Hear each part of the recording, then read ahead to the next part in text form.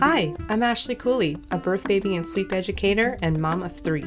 Ever notice how much information there is out there on what's best for your baby? Trying to sort through it all might leave you feeling overwhelmed and frustrated, to say the least. This show is dedicated to helping you clear out the noise so you can figure out what will work best for your baby and your family. No more outdated or unsolicited advice. We're here to break down what it takes to raise well-adjusted, securely attached, and happy babies. Having worked with countless families over the years, including my own, the information and strategies I'll share are based on these experiences, my extensive training, and we're even going to back it all up with some science. We all want what's best for our children. Our decisions regarding their care and upbringing reflect that. I'm not here to judge you on the decisions you make, but I am here to help you make those decisions informed ones. We are here to share information and give practical tips to help you get through baby's first year and beyond. If you're looking to learn more about your baby, gain more confidence in your parenting, and get as much sleep as you can through it all, you've come to the right place. Bringing up baby is about to get a little easier. Today we're talking about car seats with Katherine Hutka. Katherine is a health promotion specialist for Child Safety Link, a children's injury prevention center at the IWK Health Centre in Halifax, Nova Scotia. With unintentional injury as the leading cause of death in Canadian children, with injuries to children in motor vehicle collisions being at the top of this list, Katherine's work focuses on child passenger safety. She's also the president of the Child Passenger Safety Association of Canada, a national nonprofit that focuses on training and advocacy. I'm fortunate to have had Katherine as my trainer when becoming a certified child passenger safety technician, or as we're more unofficially known as car seat techs. Basically, we're volunteers that can help you safely install your child's car seat. So she's definitely my go-to person for anything car seat related. I've since had the pleasure of speaking with Katherine about car seat safety for children, and we dove into a very important topic that comes up a lot with babies, namely, how long is too long for your baby to be in a car seat, and what should you do or not do if your baby falls asleep in said car seat? Because we know that happens. Sometimes we go for a drive or a walk with baby in the car seat for the sole purpose of getting them to sleep, so I totally get the struggle here. But there are some safety risks to be mindful of, and we're going to dive into them a little bit.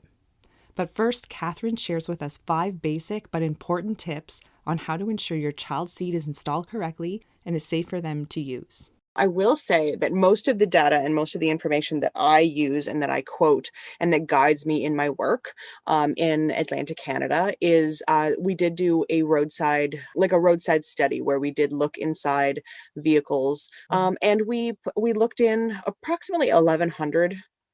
We looked at 1,100 kids and how they were buckled, and we found that almost all kids were buckled in some way.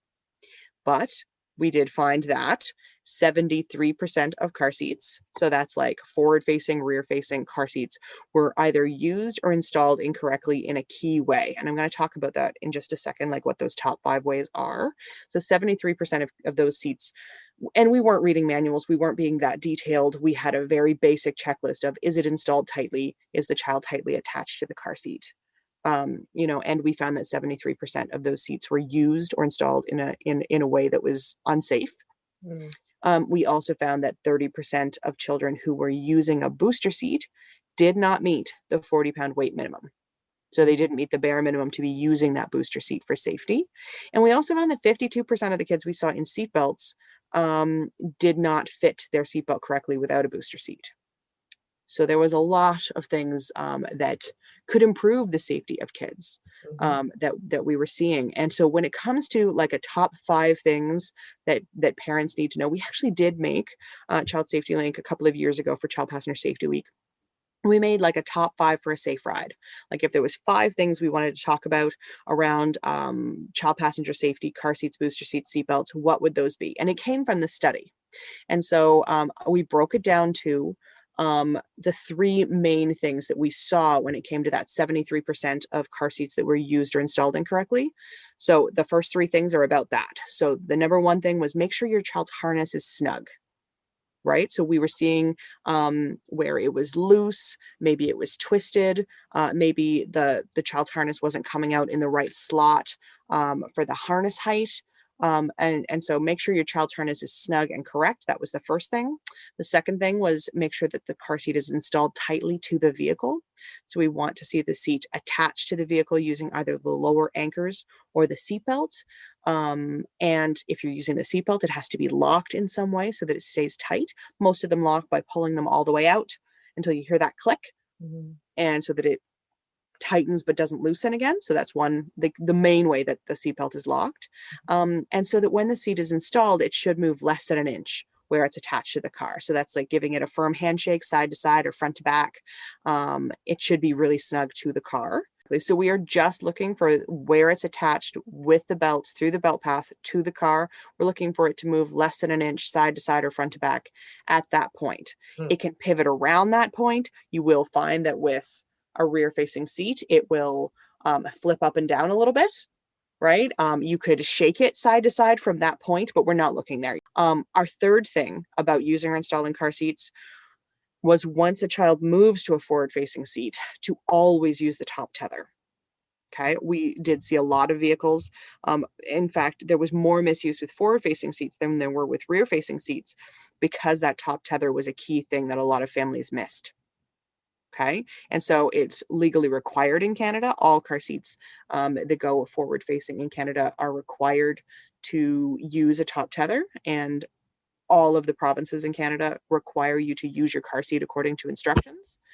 So it's always required to have that top tether on a forward facing seat. And what the tether does is, you know how the car seat's attached to the car, that's preventing the car seat from moving too far, but the front of them will pivot around that point, just like the back of it will pivot around that point, right? So the top of that car seat, we don't want it to rotate down and out and bring that child's head further forward. And so what the tether does is it holds that car seat back so that the child just has less movement, okay? The tether reduces how far the child's head moves in a collision. Right. So those first three were about installing and using rear and forward facing car seats. And those last 2 points were just the same points that we were finding in like the big, mistakes that we could correct to help families ride safer. And that was to not rush your child into a booster seat before they're ready. Make sure that a child weighs at least 18 kilograms or 40 pounds and that they have the maturity to sit correctly in a booster seat. Again, a 5-point harness is going to hold a child in even when they're less than willing to sit correctly. But once they're in an adult seatbelt being used with a booster seat, they have a lot more freedom of movement. A child who's still maybe prone to tantrums or not have the impulse control to not like unbuckle and jump out of that booster seat, then they can't sit in that booster seat. They're not safe to be in it yet. And then finally, to keep your child in a booster seat for longer, we know that your child is safest riding in that booster seat until they are at least 145 centimeters tall or 4 feet 9 inches tall and can properly fit the adult seatbelt, which is key. So most kids in Nova Scotia or in Canada really are 10 to 12 years old before they can safely fit the adult seatbelt without a booster seat. And we do always say that the best seat is the one that fits your child, your vehicle, your budget, and that you're going to use safely on every ride. Like that's the best seat. That's the safest seat. Right? Because we get so many questions of like, what's the one seat I should buy?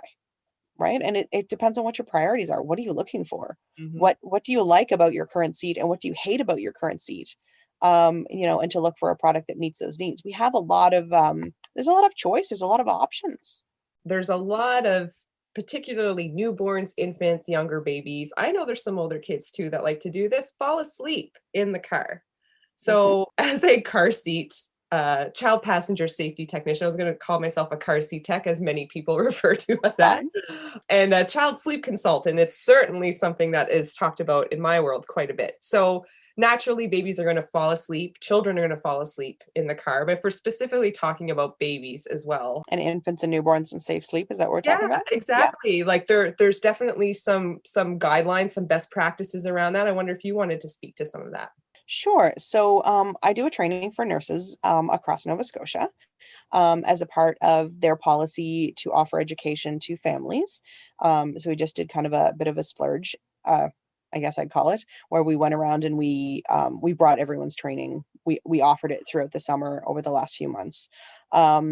And so I've done a lot of these trainings with nurses who are facilitating discharge in Nova Scotia. And when we went to write that training, we were looking at like, what was the recommended time limit? Like, how long should a baby be in a car seat? What is the recommendation? Where does it come from? What are the studies? What does the research say? And so we found a few different things. We did find a recommendation that said that infants shouldn't be in a car seat for longer than 2 hours. And so we started to look into like, where does that information come from? And we realized that information came from a study that was talking about everybody. So it was talking about adults, children, infants, everybody shouldn't be in a car for longer than 2 hours. You should get up, stretch, walk around the car, stop the car, use the bathroom, take a break, that it's not healthy for anyone to sit in a car for longer than 2 hours. So we thought, okay, so that's not really addressing the needs of an infant and newborn population. We did see a study out of the UK that was widely reported in the media to say that children shouldn't be in a car seat for longer than 30 minutes because these babies didn't do well. And I saw the headline, so I went in and dug and got the actual article. And the article actually was only testing the babies for 30 minutes. And even in those 30 minutes, the babies didn't do very well over those 30 minutes, right? They had like oxygen desaturations and they had, issues over those 30 minutes. I was like, well, that's not really a 30-minute recommendation. That is, be aware that there are challenges. And so when we came together, we had a committee of myself, a NICU nurse and a family newborn nurse at the IWK.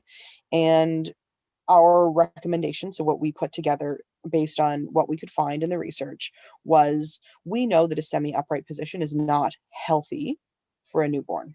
Okay. It's not something that we want to do for a long period of time. Mm-hmm. Babies need to be in a car seat. All children need to be in a car seat when traveling.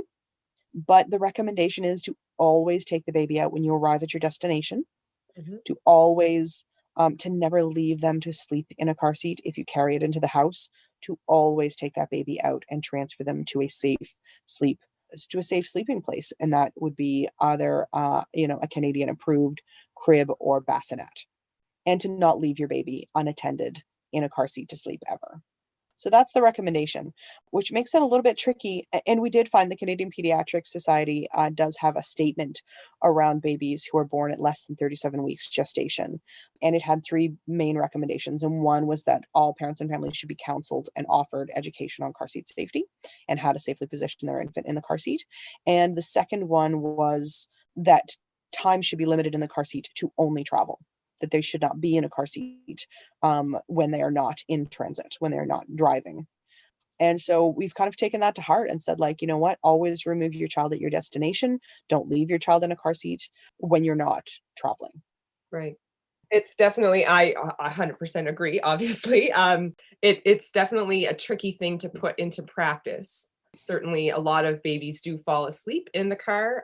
When they get home, the last thing a parent wants to do is potentially wake that child. But even unbuckling the seat and leaving the baby in that position is still not safe. It's not the buckling or the tightness of the straps.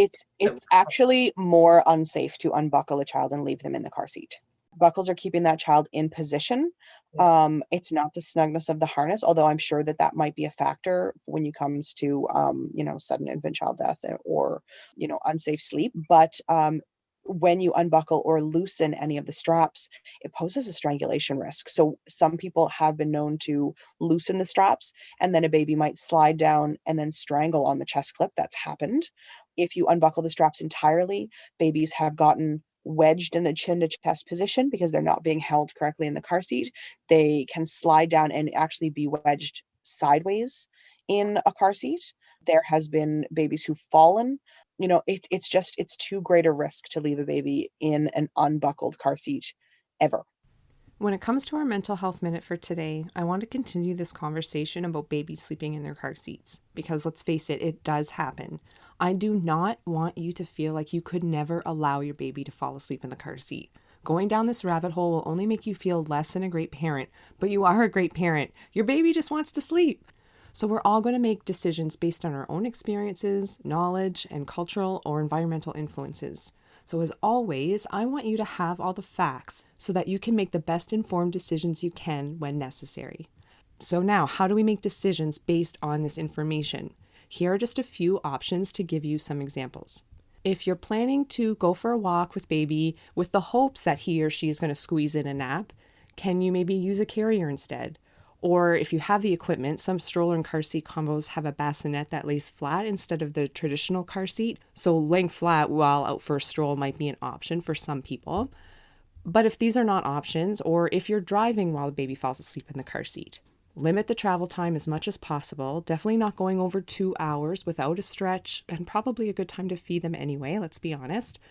Take breaks when necessary.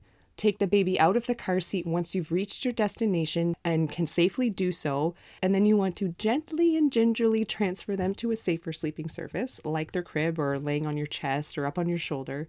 If for some reason baby had to stay in his or her car seat while sleeping for a short period, do not unclip them as their harness helps keep them in a safer position. And as always, when it comes to babies in car seats, make sure they are installed correctly and baby is harnessed safely every time for every ride.